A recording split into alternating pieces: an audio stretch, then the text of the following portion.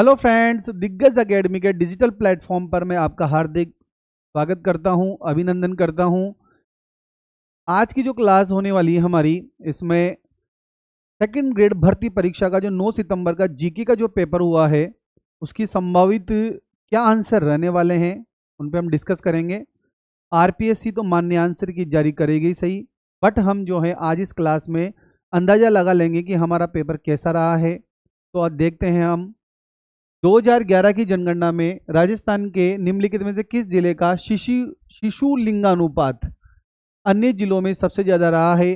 तो आप लोगों को क्लास में पढ़ाया गया था, जो जनसंख्या टॉपिक पढ़ाया था, तो उसमें जो है बांसवाड़ा इसका आंसर रहने वाला है कि शिशु लिंगानुपात जो है, चाइल्ड जो लिंगानुपात है 0 से 6 वर्ष का, वो कहाँ का है? बांसवाड़ा का सबसे ज़्यादा है।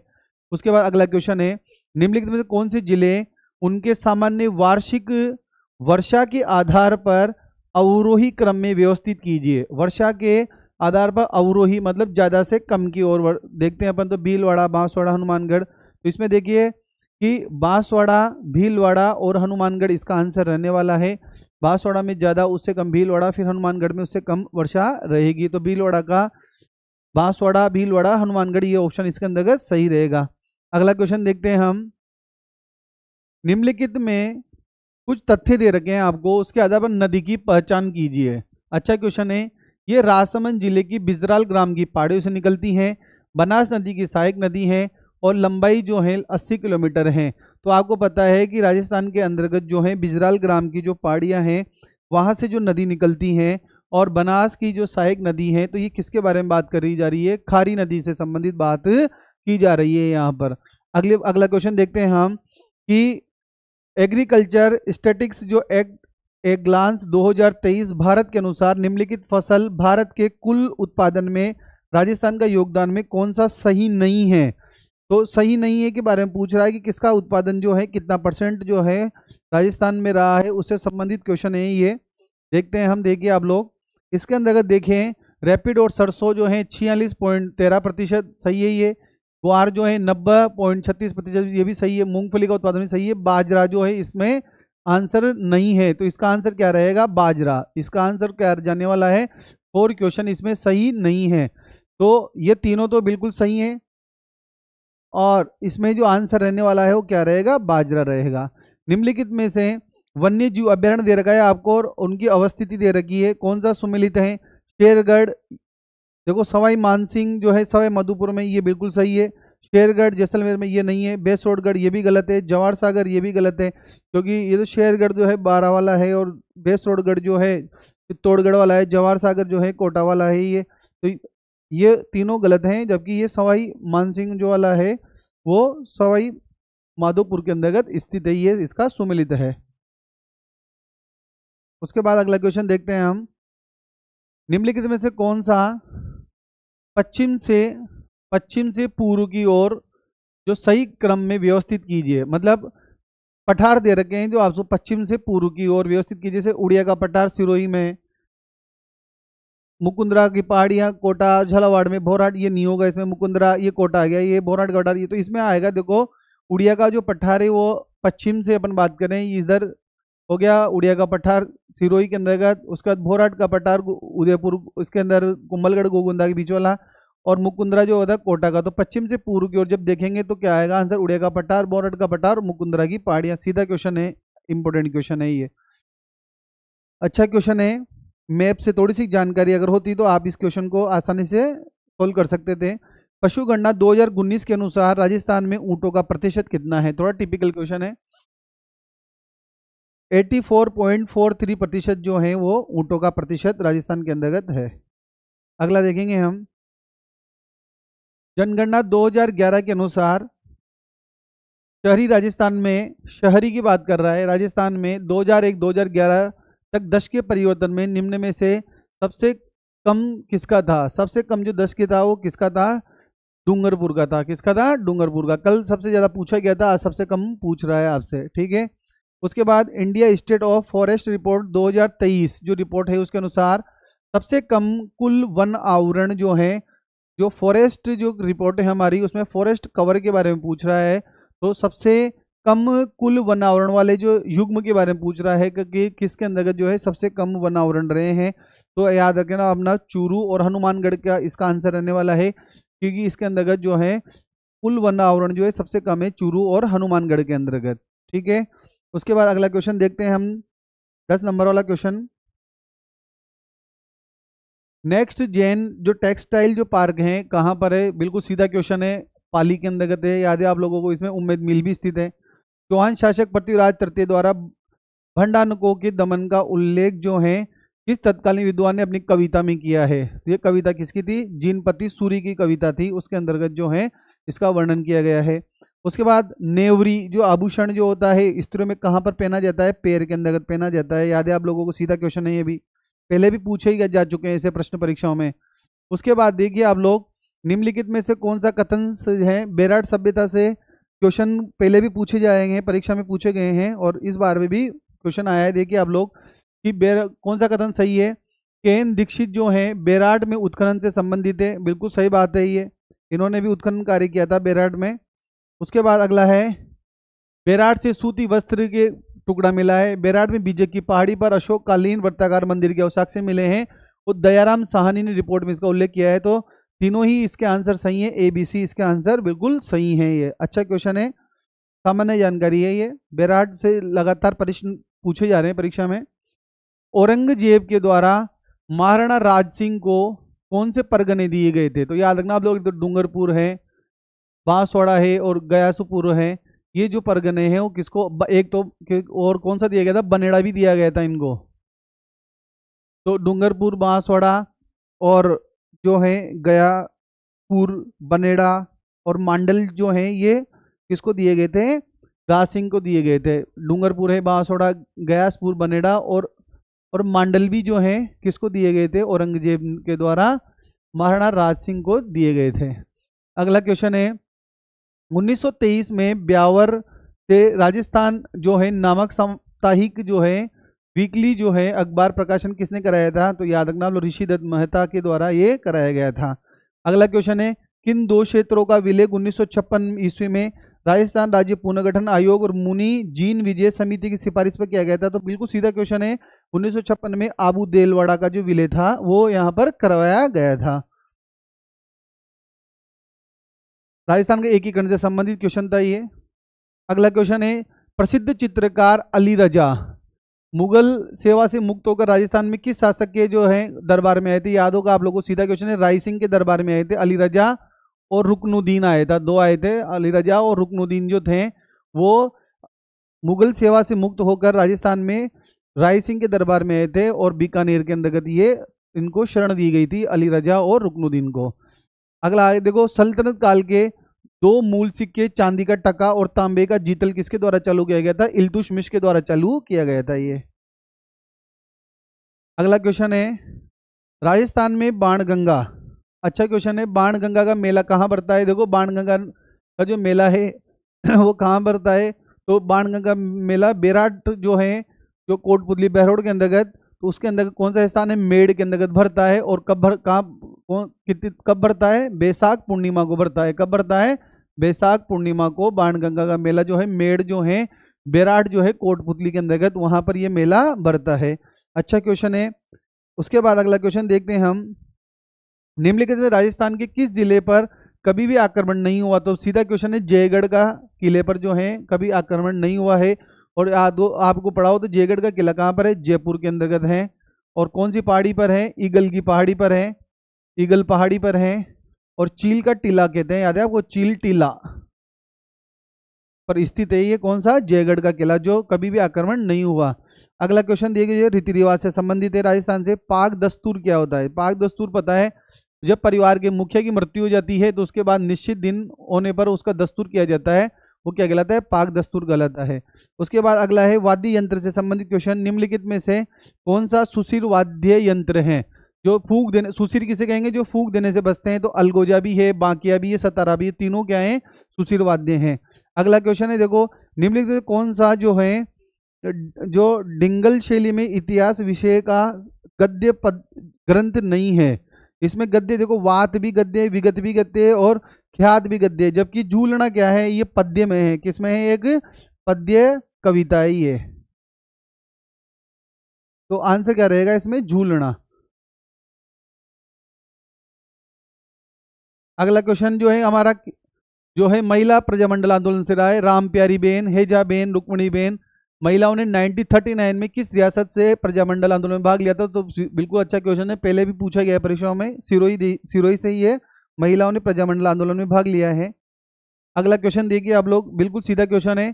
दक्षिणी पूर्वी राजस्थान में निम्नलिखित में से किस प्राचीन संस्कृति का विकास हुआ? दक्षिण पूर्वी राजस्थान की बात कर रहा है तो गणेश्वर जो है उत्तर में, यादव को सीकर में, कालीबंगा हनुमानगढ़ में, बेराड कोटपुतली में। तो दक्षिण पूर्व में क्या आ जाएगी? आहड़ उदयपुर वाली जो है वो दक्षिण पूर्वी राजस्थान की सभ्यता का विकास हुआ है।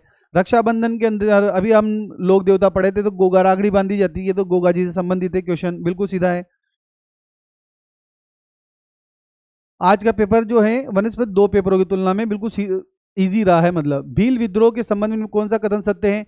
प्रारंभिक भील विद्रोह स्वतः स्फूर्त थे, वे अंग्रेजी राज्य के अंतर्गत स्थापित नई व्यवस्था प्रतिक्रिया स्वरूप थे, जंगल में बाह्य तत्वों के प्रवेश ने सामाजिक तनाव उत्पन्न कर दिया था। तीनों ही सही है इसमें, ए, बी और सी तीनों ही सही है। उसके बाद देखिए जो गुद्दड़ संप्रदाय का जो प्रमुख पूजा स्थल कहाँ पर रहा है? दातड़ा, भीलवाड़ा के अंतर्गत है। ये दातड़ा कहाँ है? भीलवाड़ा के अंतर्गत रहा है। इनका गुदड़ संप्रदाय का प्रमुख पूजा स्थल रहा है। और जो है संत दास जी जो हैं इसके संस्थापक है संत दास जी। और गुदड़ संप्रदाय का जो पूजा स्थल का है दातड़ा, भीलवाड़ा के अंतर्गत रहा है। अगला क्वेश्चन है प्रत्यारों के शासन काल में किस स्थापत्य, प्रत्यारों की कई बार परीक्षा में आ चुका है, तो महामारू शैली है प्रत्यारों की कौन सी शैली है? महामारू स्थापत्य शैली है। निम्न से झालावाड़ के किस शासक ने तात्या टोपे को गिरफ्तार कराया था? यादव को पृथ्वी सिंह के द्वारा कराया गया था। ये तो कई बार पढ़ चुके हैं अपन, पुरानी परीक्षा में आ चुका है। अगला क्वेश्चन है भारत के संविधान जो है कि किस संविधान संबंधी प्रश्न है कि के तहत जो है संविधान के तहत जो है बात कर रहे हैं अपन कि प्रावधान के तहत राजस्थान सरकार के अधीन सेवारत किसी व्यक्ति को प्रभावित करने वाले अनुशासनात्मक मामलों से, अनुशासनात्मक जो कार्रवाई होती है उसे संबंधित बात कर रहे हैं अपन। संबंधित राजस्थान लोक सेवा आयोग से परामर्श करना अनिवार्य है। तो बिल्कुल अच्छा क्वेश्चन है ये और सीधा क्वेश्चन है। अनुच्छेद 320(3) से संबंधित है। भारतीय संविधान किस प्रावधान के तहत राजस्थान सरकार के अधीन सेवारत किसी व्यक्ति को प्रभावित करने वाले उसके विरुद्ध अनुशासनात्मक मामलों से संबंधित राजस्थान लोक सेवा आयोग से परामर्श करना अनिवार्य है? तो आर्टिकल जो है अनुच्छेद जो है 320(3) के तहत परामर्श जरूरी होता है ये। अगला क्वेश्चन देखते हैं अपन, देखिए आप लोग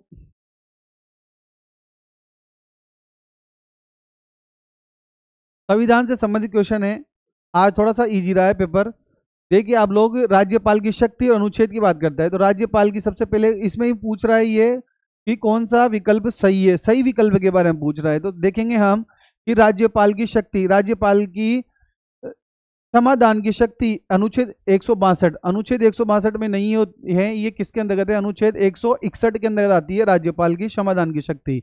दूसरा है अध्यादेश जारी करने की शक्ति, ये आर्टिकल 213 में नहीं आती है। ये जो 214 में नहीं है, ये किस में आती है? 213 के अंतर्गत आती है आर्टिकल के अंतर्गत। विधेयक पर अनुमति, बिल्कुल सही बात है 200। राज्य के विधानमंडल के 17 174। तो आंसर क्या रहेगा इसमें? 3 और 4 रहने वाला है।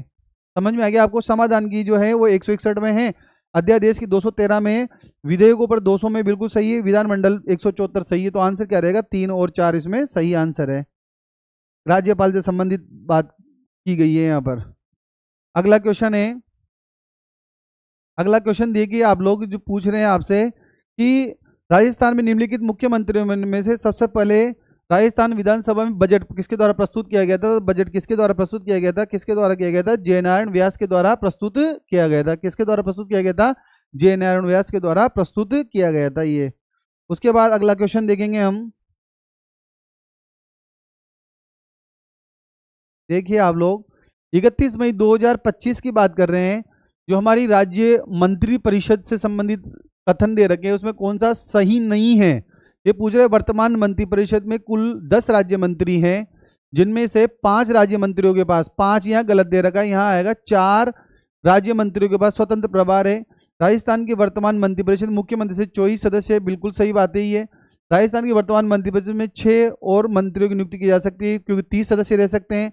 वर्तमान मंत्रिपरिषद में 2 महिला सदस्य, ये भी बिल्कुल सही है। तो इसमें जो है क्या पूछ रहा है, ये कौन सा सही नहीं है, तो आंसर क्या रहेगा, ये वाला आंसर इसका सही रहेगा। ये आंसर गलत है, क्योंकि यहाँ पर जो है 4 मंत्रियों के पास क्या है, स्वतंत्र प्रभार है। क्या है, स्वतंत्र प्रभार है। अगला क्वेश्चन है, निम्न में से कौन सा राजस्थान जो है मानवाधिकार, देखो मानवाधिकार से क्वेश्चन पूछे ही जा रहे हैं, आज भी पूछा गया है कि अध्यक्ष नहीं है। तो देखो न्यायमूर्ति सगीर अहमद रहे हैं, एन के जैन रहे, भटनागर जी रहे, न्यायमूर्ति प्रेमचंद जैन इसके अंतर्गत अध्यक्ष नहीं रहे हैं। अच्छा क्वेश्चन है, बिल्कुल सीधा क्वेश्चन है ये वाला। अगला क्वेश्चन देखते हैं हम, निम्नलिखित में किस विषय पर राजस्थान विधानसभा में कोई कानून नहीं बना सकती, तो कानून किस में नहीं बना सकती, निगम कर के ऊपर कानून नहीं बनाया जा सकता। उसके बाद देखिए, राष्ट्रपति निर्वाचन 2022 में राजस्थान विधानसभा के सभी सदस्यों का कुल मत मूल्य कितना है, एक का कितना है, 129, और हमारे विधानसभा की जो सीटें हैं कितनी है, 200 हैं। तो जब 129 को 200 से मल्टीप्लाई करते हैं तो आंसर कितना आएगा, 25,800। कितना आ जाएगा, 25,800। समझ गए होंगे आप लोग कि मत मूल्य पूछ रहा है, तो एक का मत मूल्य कितना है, 129, तो 200 सदस्य हैं, तो 25,800 आंसर रहेगा इसका। सीधा क्वेश्चन है ये। अगला क्वेश्चन पूछ रहा है कि निम्नलिखित में से राजस्थान में सबसे लंबे समय तक जो है वो कौन से जो है मुख्य सचिव रहे हैं, तो ML मेहता जो है सबसे लंबे समय तक रहे हैं हमारे। अगला क्वेश्चन है, राजस्थान पंचायत राज अधिनियम 1994 के अनुसार पंचायत के उपप्रधान की शक्तियों और कार्यों में कौन सा कथन गलत है। प्रधान के चुनाव लंबित रहने की स्थिति में प्रधान के पंचायत समिति के 60 दिन से अधिक अवधि के अवकाश के कारण अनुपस्थित रहने की स्थिति में प्रधान की शक्तियों का प्रयोग कर कर्तव्यों का पालन कर सकता है। यही गलत है इसके अंतर्गत। प्रधान की शक्तियों और कार्यों का प्रयोग कर सकता है 30 दिन, ये बिल्कुल सही बात है। प्रधान की अनुपस्थिति में उपप्रधान, ये बिल्कुल सही बात है। उपप्रधान पंचायत समिति के प्रधान की शक्ति का उपयोग कर सकता है, ये बिल्कुल सही है। लेकिन ये वाली बात जो है ये इसके अंतर्गत गलत है। तो आंसर क्या रहेगा इसका, 39 जो है क्वेश्चन का आंसर क्या रहेगा, 1 जो है इसके अंतर्गत गलत रहा है। अगला क्वेश्चन है, देखिए आप लोग, अगला क्वेश्चन है, प्रत्येक वित्तीय वर्ष के संबंध में राज्य का वार्षिक वित्तीय विवरण जो है प्रांकलित आय और व्यय जो है विवरण राजस्थान विधानसभा में ऐसे दिन उपस्थित किया जाता है जो निर्धारित की जाती है, किसके द्वारा, राज्यपाल के द्वारा निर्धारित की जाता है। उसी के आधार पर जो है ये भेजा जाता है, किसके द्वारा, राज्यपाल के द्वारा। अगला क्वेश्चन देखेंगे हम, जुलाई 2025 में राजस्थान के मंत्रिमंडल ने गेल इंडिया लिमिटेड और RVUNL के मध्य जॉइंट वेंचर कंपनी के गठन को मंजूरी दी। इसके संदर्भ में कौन सा कथन सही नहीं है। तो इसके अंतर्गत देखिए, इसके अंतर्गत ये कंपनी 750 मेगावाट की सौर ऊर्जा, 250 मेगावाट की पवन ऊर्जा पर कार्य करेगी, बिल्कुल सही बात है ये। इस ज्वाइंट वेंचर कंपनी को धौलपुर गैस आधारित पावर प्लांट की 530 मेगावाट क्षमता की मौजूदा इकाई हस्तांतरित की जाएगी, ये इसके अंदर गलत है। इस ज्वाइंट वेंचर कंपनी को रामगढ़ में, ये बिल्कुल सही बात है। ज्वाइंट वेंचर कंपनी ने दोनों कंपनियों को शेयरदारिता 50-50 है, बिल्कुल सही बात है। इसमें ये आंसर रहेगा इसका, इस ज्वाइंट वेंचर कंपनी को धौलपुर गैस आधारित पावर प्लांट में 530 मेगावाट की इकाई स्थानांतरित की जाएगी, ये गलत है इसका आंसर, ये कथन इसका गलत है। अगला क्वेश्चन है, ये कल भी पूछा गया था, याद हो आपको, जुलाई जो है 2025 में देश का पहला राजकीय बालिका सैनिक विद्यालय कहाँ पर है, बीकानेर के अंतर्गत है, याद है आपको, राठी जी के नाम से था, पूनमचंद जी राठौड़ राठी जी के द्वारा 108 करोड़ रुपए इसमें दिए गए थे। कल क्वेश्चन था, किसी का गलत नहीं होगा ये। अगला है, राजस्थान के मंत्रिमंडल के द्वारा मेडिकल से संबंधित बात है। इसके अंतर्गत राजस्थान के मंत्रिमंडल के द्वारा जुलाई 2025 में medical wealth travel policy heal in Rajasthan नीति 2025 के प्रारूप का अनुमोदन किया गया। इसके अनुसार इस नीति के क्रियान्वयन हेतु गठित होने वाली समिति के अध्यक्ष कौन रहेंगे। इसके अंदर मेडिकल के जो शिक्षा सचिव हैं वो इसके पॉलिसी जो है हील इन राजस्थान नीति के अकॉर्डिंग क्या रहेंगे, इसके अध्यक्ष रहेंगे। अगला क्वेश्चन है, ये तो किसी का गलत होगा ही नहीं क्योंकि ये कई बार आ चुका है प्रश्न। उन गांवों का सही संयोजन चुनिए जिन्होंने रामसर साइड में, एक तो मेनार और खींचन गांव जो है, मेनार जो है उदयपुर वाला और खींचन जो है जोधपुर वाला जो है, इसमें A और C आंसर रहेगा, A और C आंसर रहेगा जो रामसर साइड बने हैं। उसके बाद ये वाला क्वेश्चन हमने करंट अफेयर्स की जो हमारी क्लास थी उसके अंदर कराया हुआ है। राजस्थानी भाषा के लिए किसे साहित्य अकादमी युवा पुरस्कार दिया गया है? पूनम चंद गोधरा को दिया गया है। याद है आप लोगों को, पढ़ा रखा है आप लोगों को, ये देखना हमारी करंट अफेयर्स की क्लास, उसके अंतर्गत ये क्वेश्चन कराया हुआ है। राजस्थानी भाषा के लिए साहित्य अकादमी युवा पुरस्कार जो किसे दिया गया है? पूनम चंद गोधरा जी को दिया गया है। ये अच्छा क्वेश्चन है। आपको जो हमारा जो दिग्गज एकेडमी का ऐप है उसके ऊपर जो है क्लासें आप लोगों के लिए बिल्कुल कंटिन्यू है, करंट अफेयर्स उसके ऊपर चली रही है, तो आप लोग जो है वहाँ से देख सकते हैं और अपनी जो नॉलेज है उसको अपडेट कर सकते हैं, क्योंकि पिछले 3 पेपर के अंतर्गत जो है हमारी क्लासों से बहुत सारे करंट अफेयर्स के क्वेश्चन पूछे गए हैं, तो आप लोग एक बार देखना उनको, ताकि आगे वाले एग्जाम में आप लोगों के क्वेश्चन बिल्कुल सही रहें। आगे देखते हैं हम। जुलाई जो है 2025 में राजस्थान क्रिकेट संघ की जो तदर्थ समिति ने भारतीय क्रिकेट कंट्रोल बोर्ड की विभिन्न प्रतियोगिताओं में भाग लेने वाली टीम चुनने के लिए चयन समिति की घोषणा की। निम्नलिखित में से कौन से सीनियर पुरुष वर्ग की चयन समिति में शामिल नहीं है? तो कुलदीप सिंह है, विलास सिंह है, राहुल कांवट है, इसमें नरेश गहलोत नहीं है इसके अंतर्गत, ठीक है। उसके बाद ये वाला क्वेश्चन हमने कराए रखा है, हमारी करंट अफेयर्स की जो क्लास है स्पोर्ट्स करंट अफेयर्स, उसमें कराया हमने राजस्थान के पहलवानों के द्वारा स्वर्ण, रजत और कांस्य पदकों का सही संयोजन चुने। बिहार के अंतर्गत जो खेलो इंडिया यूथ गेम्स जो है 2025 आयोजन हुआ था, इसमें 2 तो स्वर्ण जीते हैं हमने, 1 रजत जीता है और 1 कांसा जीता है इसके अंतर्गत। उसके बाद आभा आईडी बनाने में हमारा दूसरा स्थान रहा है। कौन सा स्थान रहा है? आभा आईडी बनाने में हमारा दूसरा स्थान रहा है। आज का पेपर दो पेपर की तुलना में बिल्कुल सही है, इतना बिल्कुल नहीं है। ये क्वेश्चन करंट अफेयर्स का कराए रखा है आपको। जून 2025 में राजस्थान के किस शहर में पोटून तकनीक से बनी राज्य की पहली इलेक्ट्रिक डबल डेकर बोट कहाँ है? उदयपुर के अंतर्गत। कहाँ पर है? उदयपुर के अंतर्गत। अगला क्वेश्चन है कि जुलाई 2025 में बात करें अपन, जुलाई 2025 के अंतर्गत जो हैंडबॉल प्रतियोगिता जो है हमारी, वो चैंपियनशिप जो प्रतियोगिता हुई है उसके संदर्भ में बात की गई। इस प्रतियोगिता में भारतीय हैंडबॉल जो टीम है उसमें साक्षी और शिवानी ने प्रतिनिधित्व किया था। बिल्कुल गलत बात है ये। भारतीय टीम की कोच अनन्या सिंह थी, ये भी गलत है। तो दोनों ही कथन इसके अंतर्गत गलत रहे हैं। ए और बी दोनों ही क्या है? असत्य हैं। अगला क्वेश्चन बात करते हैं अपन,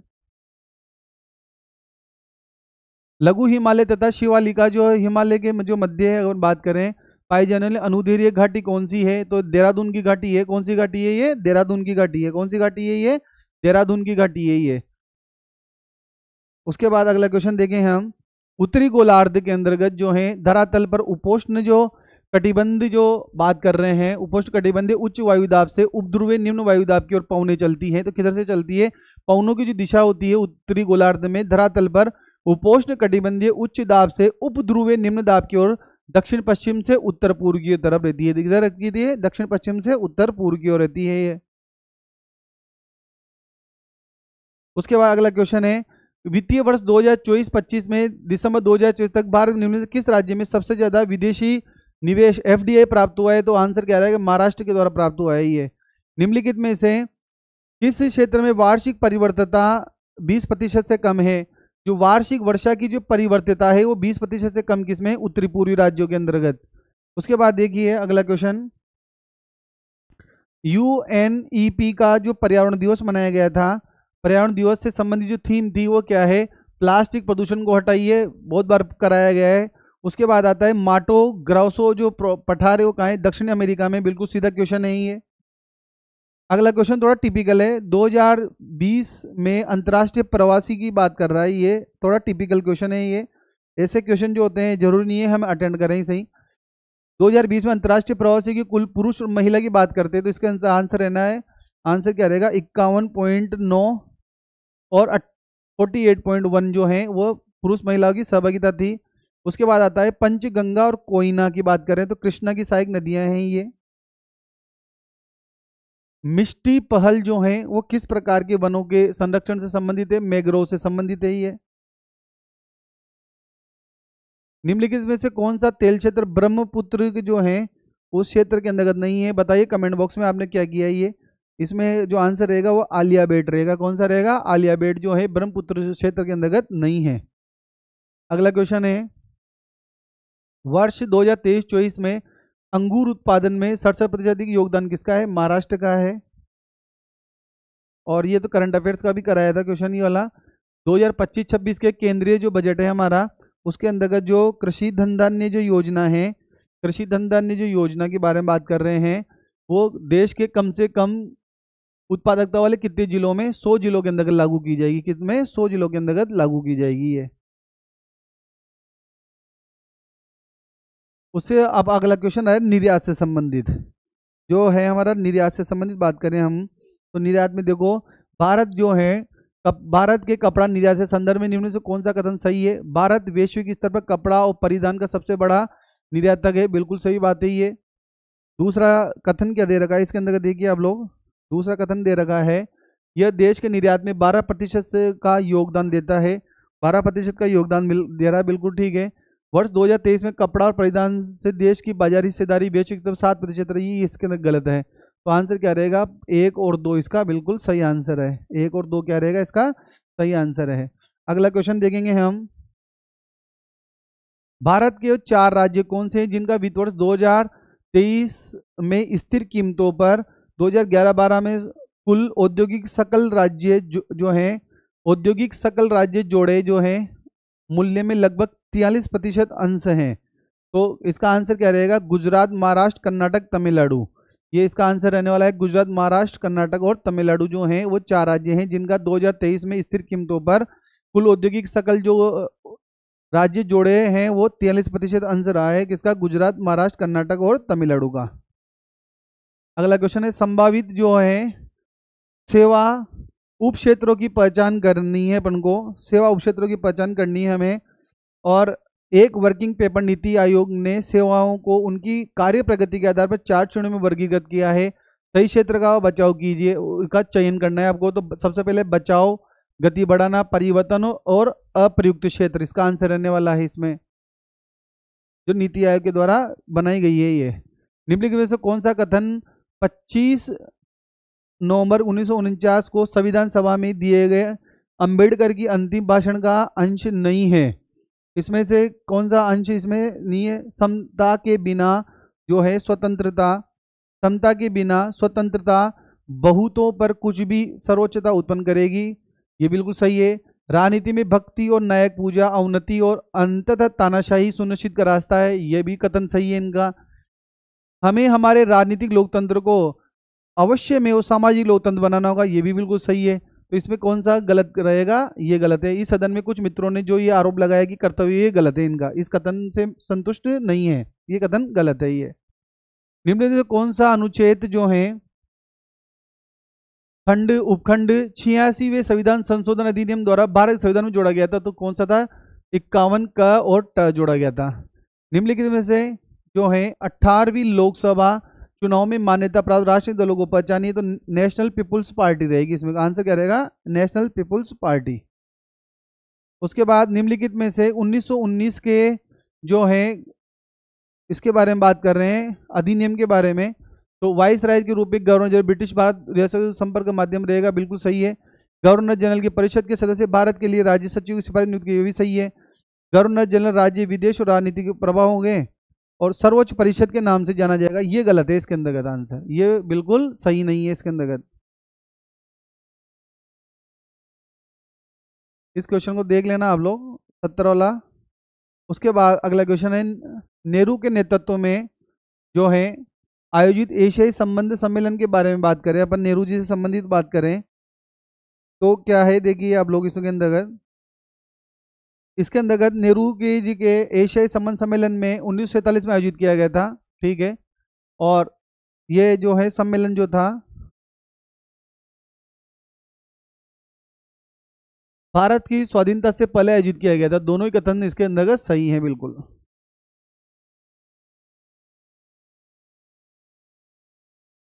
ऑपरेशन सिंधु के बारे में बात करें, अभी जो हुआ 7/5/2025 को भारत के विदेश सचिव ने अपने वक्तव्य में किस अंतर्राष्ट्रीय संगठन को प्रेस वक्तव्य को इस कार्रवाई के संदर्भ में देखे जाने का जिक्र किया है? तो यूएनओ के बारे में, इसके बारे में, यूएनओ के बारे में।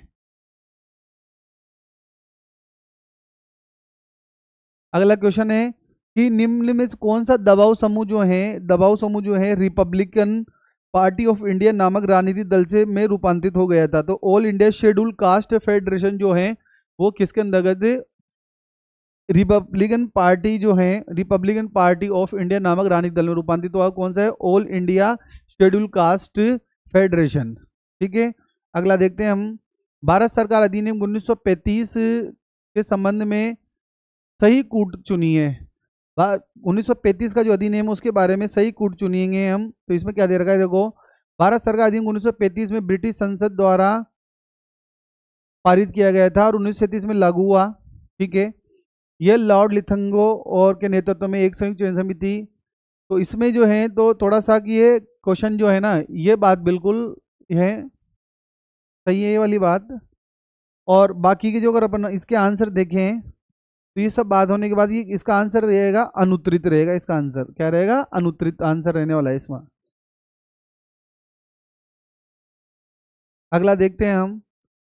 सांस्कृतिक और शैक्षिक अधिकार से जुड़े संविधान के अनुच्छेद 29(1) में किस समूह को अल्पसंख्यक निर्धारित करने का आधार उल्लेखित नहीं किया गया? इसमें देखो भाषा की बात की गई है, लिपि की बात की, संस्कृति, ये धर्म की बात नहीं कही गई है इसके अंदर। तो ये आंसर इसका रहेगा, धर्म की बात नहीं की गई, भाषा, संस्कृति और लिपि की बात यहाँ पर की गई है।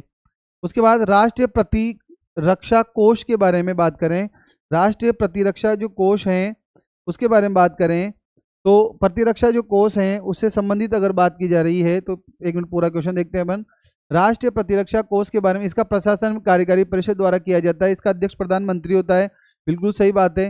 दूसरा है कोष को जो है कोष की कार्रवाई परिषद का सचिव, चीफ और इसके द्वारा डिफेंस स्टाफ होता है।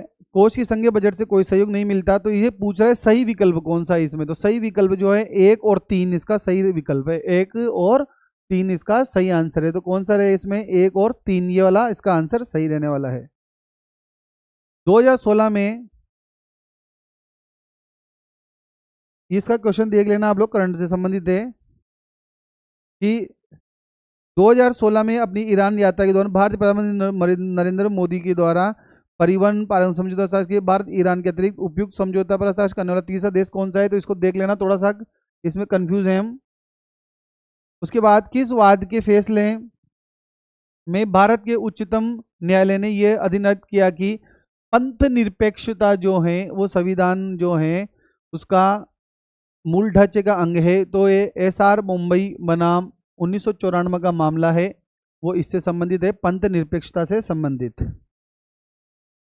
अगला क्वेश्चन है 2000 जो है 24 के चुनाव में भाग लेने वाले राजनीतिक दलों के संबंध में निम्नलिखित कौन सा कथन गलत है? तो गलत चूज करना है अपन को। तो सबसे पहले बात करें कि चुनाव में 390 मान्यता प्राप्त भाग लिया, बिल्कुल सही है। यहाँ 47 राज्यों, ये गलत है।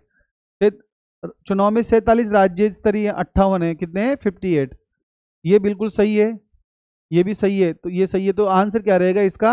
ये वाला आंसर रहने वाला है। ये कथन क्या है इसका? गलत है। अगला क्वेश्चन है राष्ट्रपति से संबंधित कि भारत के राष्ट्रपति के संबंध में निम्नलिखित में से जो है कौन सी बात जो है सही है? जब राष्ट्रपति पर संविधान के अतिक्रमण के लिए महाभियोग चलाना हो तब संसद केवल निम्न सदन आरोप लगाएगा, ये बिल्कुल सही बात है। संसद के सभी भारत के राष्ट्रपति के संबंध में निम्नलिखित में से क्या सही है? सही पूछ रहा है ये। तो जब किसी राष्ट्रपति पर संविधान के अतिक्रमण के महाभियोग चलाना हो तो संसद का केवल निम्न सदन आरोप लगाएगा, बिल्कुल गलत बात है ये, निम्न सदन नहीं, ये गलत बात है। ठीक है, उसके बाद बात करें संसद के सभी सदस्य राष्ट्रपति के निर्वाचक मंडल में सदस्य शामिल होते हैं, ये भी गलत बात है, ये भी गलत है, ये भी गलत है। व्यक्ति जो मृत्यु, त्याग पत्र, पद से हटाए जाने के कारण रिक्त हुए राष्ट्रपति का पद बनने के लिए वह चुनाव में विजयी हुआ है तो पूरे 5 वर्ष तक अवधि के लिए रहने का हकदार होगा, ये सही है बात। अपना पद संभालने के पूर्व ये जो है ये भी गलत है। ठीक है, इसमें आंसर क्या रहेगा? सही बात जो है वो तीसरी है कि व्यक्ति जो मृत्यु, त्याग पद से हटाए जाने के कारण चुनाव में विजयी हुआ है वो 5 वर्ष की अवधि के लिए पद पर बने रहने का हकदार रहेगा।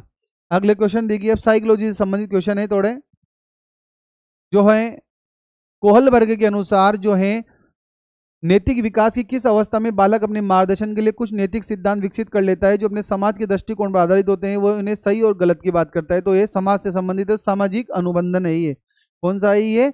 सामाजिक अनुबंधन।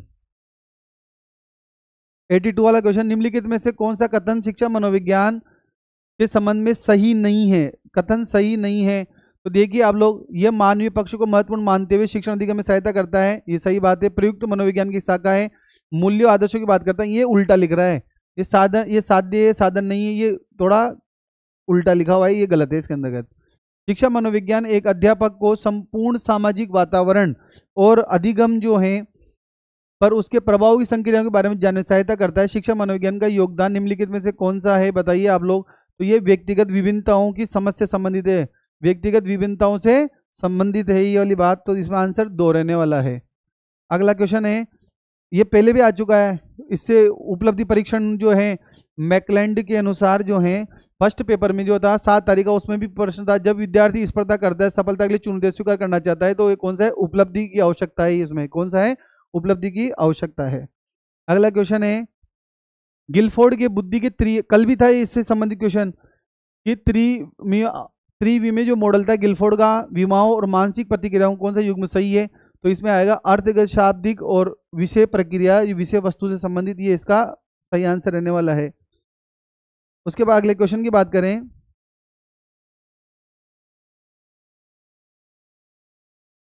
जो है रचनावादी की बात करें, रचनावादी अधिगम सिद्धांत के 5E मॉडल का निम्नलिखित में से कौन सा चरण सीखने के सबसे सक्रिय चरण का प्रतिनिधित्व करता है? और इसमें शिक्षार्थी एक दूसरे के साथ अपने अनुभव जो हैं, अपने अनुभव जो होते हैं उनको साझा करते, तो यह विस्तार करना, क्या रहेगा इसका? विस्तार करना। अगला क्वेश्चन है कि लक्षणों और उनको सूची को मिलान कीजिए, और लक्षणों और सूची का जब मिलान करना है हमें, तो इसको मिलान करने वाला देखो क्वेश्चन, थोड़ा सा क्वेश्चन को ढंग से देखते हैं। लक्षण के वितरण है और उसका मिलान कर रहे हैं, तो सामान्य जनसंख्या में व्यापक रूप से वितरित लक्षण क्या होंगे? वितरित लक्षण कौन से होंगे? सामान्य लक्षण होते हैं। कौन से लक्षण होंगे? वो सामान्य लक्षण होंगे। जनसंख्या में कौन से लक्षण होते हैं वितरित वाले? तो ये आ जाएगा सामान्य लक्षण। दूसरा है, वे लक्षण जो अद्वितीय एवं विशिष्ट व्यक्ति में विद्यमान होते हैं तो अद्वितीय हो जाएंगे, अद्वितीय में अद्वितीय रहेंगे।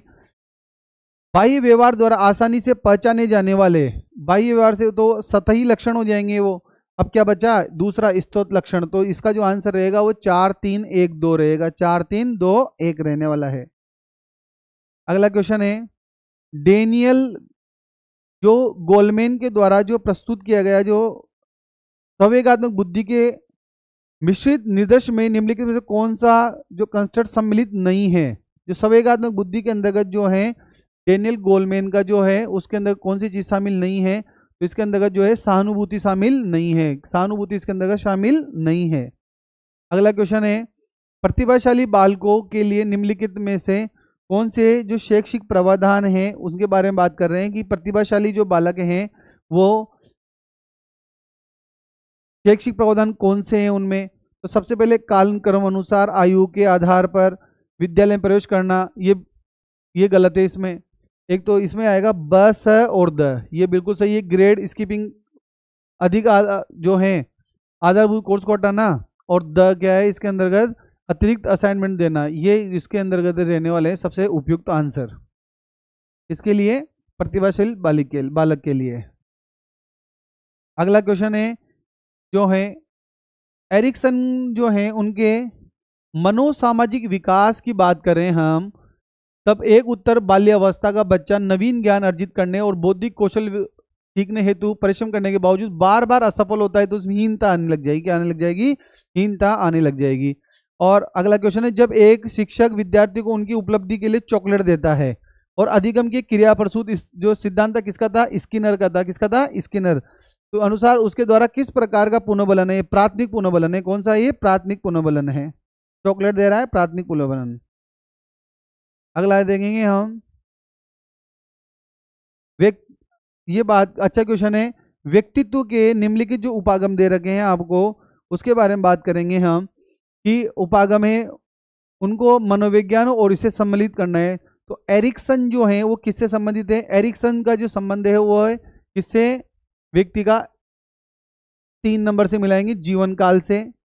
मास्लो जो है मानवतावादी संबंध है उनका, व्यक्तित्व का मानवतावादी उपागम दिया था। और कैंटेल के द्वारा जो था शील गुण दिया गया था, और शेल्डन के द्वारा शरीर की बात करी थी, शरीर संरचना संबंधी व्यक्तित्व के उपागम दिए गए थे। एरिक्सन के द्वारा तो जीवन काल, मास्लो के द्वारा मानवतावादी उपागम, कैंटेल के द्वारा जो है शील गुण का, और शेल्डन के द्वारा शरीर रचना संबंधी उपागम दिया गया था। अच्छा क्वेश्चन है। अगला क्वेश्चन देखते हैं। शारीरिक विकास की बात करें अपन तो एक व्यवस्थित पैटर्न का अनुकरण करता है, जिसमें शरीर के केंद्रीय अंश से लेकर चरम सीमाओं तक, केंद्र से चरम सीमाओं तक बाहर की ओर फैलता है। किस व्यक्ति में शारीरिक विकास का जो पैटर्न नजर आता है वो कौन सा आता है? जो केंद्र से चरम सीमाओं तक तो आ जाएगा इसमें समीपस्थ से दूरस्थ। क्या आएगा इसमें? आंसर 3 रहने वाला है, समीपस्थ से दूरस्थ इसका आंसर रहेगा विकास का। अगला क्वेश्चन है देखो कि इस दृष्टिकोण के अनुसार अपराधी बालक वो हैं, अपराधी बालक वो हैं जो परिवार समाज द्वारा निर्धारित आचार संहिता मूल्य जो हैं और को आंतरिकृत करने में असफल हो जाता है, वास्तविकता नैतिकता के सिद्धांतों के त्याग की कीमत वो सुख और ढूंढता है, तो कहलाता है मनोवैज्ञानिक दृष्टिकोण कहलाएगा। क्या कहलाएगा? वो मनोवैज्ञानिक दृष्टिकोण कहलाएगा। अगला क्वेश्चन आता है देखो, पावलोव का जो सिद्धांत था उसमें शास्त्रीय अनुबंधन के अनुसार जब किसी उद्दीपक के लिए अनुबंधित अनुक्रिया प्राप्त कर ली जाती है और अन्य समान उद्दीपक भी उसी अनुक्रिया को प्राप्त कर सकता है, तो क्या कहलाएगा? उद्दीपक का सामान्यीकरण होने लग जाता है, वहां पर उद्दीपक का सामान्यीकरण होने लग जाता है। अगला क्वेश्चन है, किसी मनोवैज्ञानिक वस्तु से संबंधित धनात्मक या ऋणात्मक प्रभाव की मात्रा क्या कहलाएगी? अभिवृत्ति कहलाएगी। क्या कहलाएगी? अभिवृत्ति कहलाएगी इसमें। अगला क्वेश्चन देखेंगे, रेनिग्नर हिंडी द्वारा वर्णित अभिरुचि प्रतिमान की जो 4 अवस्थाएं दे रखी है, 4 अवस्थाएं दे रखी हैं, तो अभिरुचि विकास के प्रतिमान की 4 अवस्थाएं दी गई हैं, तो इसके अंदर आंसर क्या रहने वाला है? तो स्थिति परक अभिरुचि, ठीक है, स्थिति परक अभिरुचि बिल्कुल सही है। उसके बाद जो है वह है स्थिति परक अभिरुचि, ये भी सही है। 2 ये वाला गलत हो गया और ये वाला गलत हो गया। उसके बाद असद, तो ये रहेगा इसमें स ब अ और द। स में स्थिति परक अभिरुचि उत्प्रेरक, स्थिति परक अभिरुचि अनुरक्षक, अ में आ जाएगा उभरती व्यक्तिगत, ये बिल्कुल सही है। और द जो है ये, तो इसका क्रम क्या रहेगा? स, उसके बाद ब, फिर उसके बाद अ और फिर उसके बाद द, ये इसका आंसर रहने वाला है। अगला क्वेश्चन है, अभिप्रेरणा के विषय में निम्न से कौन सा कथन सही है?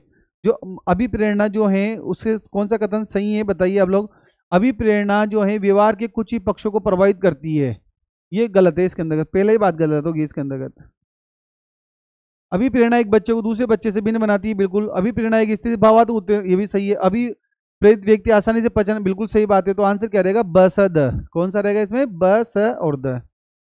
अगला क्वेश्चन है, प्रिया जो है अपनी सहपाठी के, अपनी जो फ्रेंड्स हैं अपने साथ पढ़ने वाली, उच्चतम अंक आने पर उससे ईर्ष्या और घृणा करती है। प्रत्यक्ष में वो हमेशा अपनी सहपाठी को उच्चतम अंक लाने पर बधाई देती है, मंगल कामना व्यक्त करती है प्रिया द्वारा। मतलब मुंह में राम बगल में छुरी वाली होगी, तो प्रतिक्रिया निर्माण आ गया। तो क्या आ गया? प्रतिक्रिया निर्माण कर रही हो। अगला क्वेश्चन है, ग्राम वाल्स के अनुसार संभावनाओं को तलाशना जो है विचार उत्पन्न करना, अस्पष्टता, लचीलेपन को आने देना, ये सृजनात्मक चिंतन प्रक्रिया के किसके अंतर्गत आता है? तो तैयारी से संबंधित है। ये किससे संबंधित है? तैयारी से संबंधित है। तो आज हमने जो है जो आज का जो पेपर था 9 सितंबर वाला, उसके बारे में संभावित आंसर के बारे में बात करी, और आप लोग देख सकते हैं कि कितने क्वेश्चन आपके सही रहे हैं। दिग्गज एकेडमी का जो एप्लीकेशन है वो प्ले स्टोर पर उपलब्ध है आपके लिए, आप उसे डाउनलोड करें और अपनी नॉलेज को अपडेट करें। उसमें रीड के हैं, व्याख्याता भर्ती परीक्षा हैं और सब इंस्पेक्टर भर्ती परीक्षा, कई एग्जाम की तैयारी जो है आपको एक नाम मात्र के शुल्क में कराई जा रही है। तो आप वहां जुड़े और मार्गदर्शन प्राप्त करें। मिलते हैं अगली क्लास में। धन्यवाद साथियों।